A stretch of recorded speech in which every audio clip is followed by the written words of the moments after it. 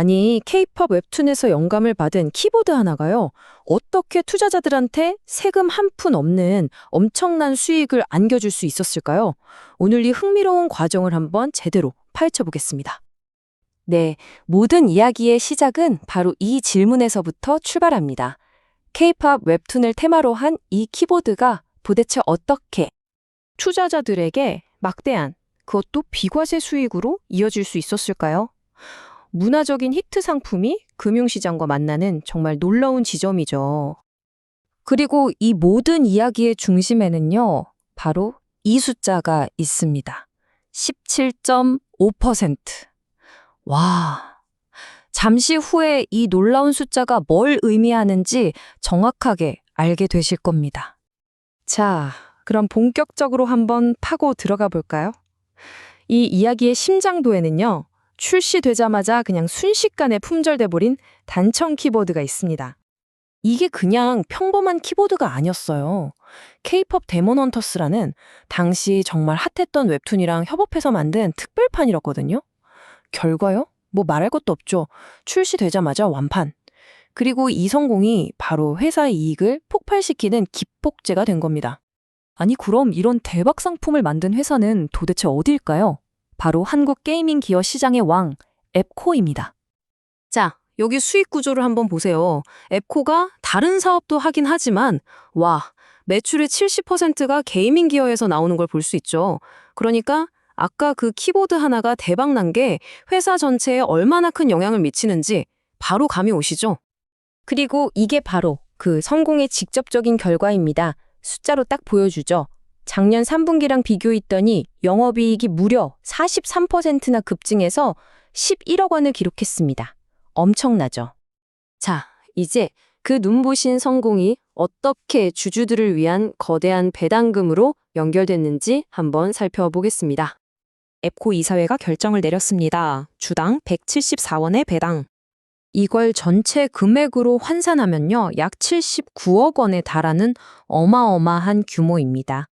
그리고 드디어 나왔습니다. 바로 그 놀라운 숫자. 당시 주가를 기준으로 계산해 보니까 이게 무려 17.5%에 달하는 시가 배당률이 되는 겁니다. 17.5%요? 근데 이 배당이 더 특별한 이유가 있어요. 바로 감액 배당이라는 방식 때문인데요. 이걸 뭐 어렵게 생각할 필요는 없고요. 아주 간단히 말해서 주주들이 이 돈을 받을 때 세금을 단 한 푼도 안 낸다. 바로 비과세라는 뜻입니다. 자, 이게 얼마나 큰 차이냐면요.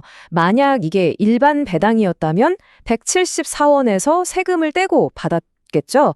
그런데 앱코의 배당은 비과세니까 174원 그대로 온전히 주주들 주머니 속으로 들어가는 겁니다. 실질 수익률이 그냥 확 올라가는 거죠. 이번 배당은 그냥 돈 많이 벌었으니 나눠주자 이런 일회성 이벤트가 아니었습니다. 주주 가치를 끌어올리기 위해서 아주 치밀하게 계획된 2단계 전략의 일부였던 거죠. 계획은 이렇습니다. 먼저 10월에 자기네 회사 주식, 그러니까 자사주를 510만 주나 소각해서 없애버립니다. 그럼 남아있는 주식의 가치가 자연스럽게 올라가겠죠? 그리고 바로 이어서 12월에 이 79억 원짜리 비과세 배당을 딱 발표한 겁니다.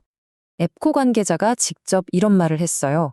본업 경쟁력과 재무 안정성을 기반으로 앞으로도 계속 주주가치 중심의 환원 정책을 이어가겠다. 앞으로도 기대해달라는 아주 강력한 메시지죠. 자, 그럼 이제 좀 더 큰 그림을 볼 시간입니다. 이 회사의 미래 전망은 어떻고 또 앞으로 마주할 과제는 무엇일까요? 일단 회사는 한류 콘텐츠의 인기나 프리미엄 PC방 확산 같은 흐름을 타고 게이밍 기업 매출이 40% 정도는 계속 성장할 거라고 기대하고 있어요. 하지만 리스크도 분명히 있죠. PC 시장 자체가 좀 주춤할 수도 있고 주변 기기 시장 경쟁은 점점 더 치열해지고 있고요. 해외 경제가 어떻게 될지도 변수입니다. 이 재무 현황을 보면 이게 참 흥미로운데요. 최근에 이렇게 큰 성공을 거뒀음에도 불구하고 아직 회사가 완전히 회복된 건 아니라는 게 보이거든요. 예를 들어 PBR이 0.74라는 건 회사의 장부상 가치보다도 주가가 낮게 평가되고 있다는 뜻이고요. ROE가 마이너스라는 건 아직 수익을 내는 단계는 아니라는 신호죠. 힘든 시기를 지나서 이제 막 안정화 단계에 들어섰다, 이렇게 볼 수 있겠습니다.